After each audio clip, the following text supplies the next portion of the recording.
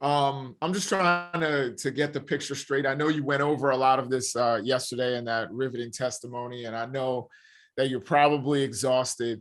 But I just wanted to kind of get this kind of clear. So at one point, Rittenhouse has a companion with him. When did he get separated from that Yeah, companion? that's Ryan Balch. So that was he hit the stand after me, and actually after I was done, I didn't watch that much of his testimony. Apparently he went back to this gas station, and that's my question is, why would you, this, I wasn't even aware. I told the police night of that I thought that he was 20 something, but that he had a baby face, Kyle Rittenhouse. Yeah. Them knowing how old he was, them being, Right. out there with him, presumably, why did they let him go out alone? But he was 17 last year, right? Correct. And I believe what happened was that they returned to that gas station, and then he received calls that there was a fire going on in the lot where the shooting eventually took place. There were people breaking windows and lighting cars on fire, basically.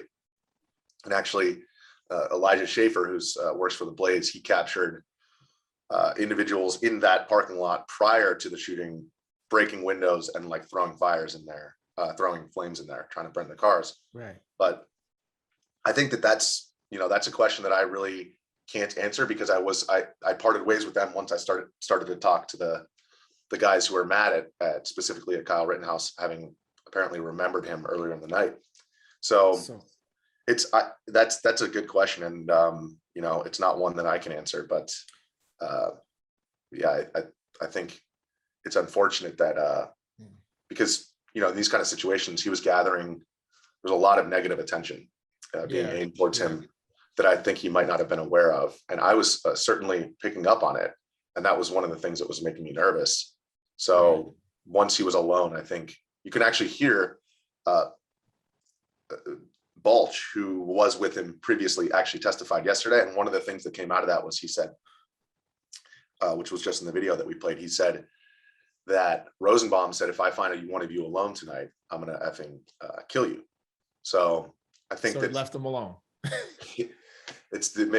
Honestly, I can't comment on like what happened there, but yeah, it does, that part was pretty perplexing to me, and I had no answers for police on the night of. I was like, I have no idea where the other guy went.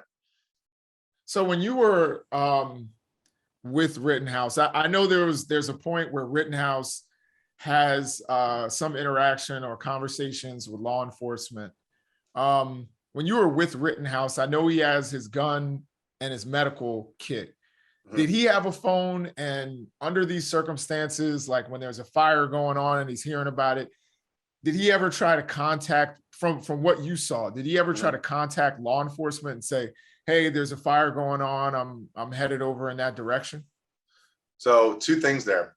Number one is, which is the reason why I went to that business in the first place to conduct that interview, was because the night prior, Shelby and I recorded interviews with these individuals who were trying to put car fires in that business out with pressure washers and, no joke, like trash cans and buckets, like literally trash cans filled with water, dumping them on the cars.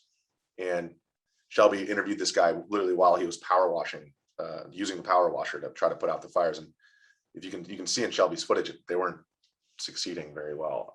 The cars were still like basically burnt to a crisp. But the next night, seeing the armed individuals in front of that same business, it was evident to me that, perhaps that business owner had tried to defend the business based on what happened the night prior. So that was kind of a continuation of that story. So in that interview the night prior, they said, no, the fire brigade, the firemen, I guess it's Kenosha Fire Department, they're nowhere to be seen. So during my interview with Kyle the next night, he did state that, there are no police in the area, and they're so in their absence, I'm here. And I think basically, he had the med kit, he had the firearm, and then he picked up a fire extinguisher. So those are, I think, three different roles that he saw as his role in these situations, which is like, I guess, security, basically police, medical, and the fire brigade.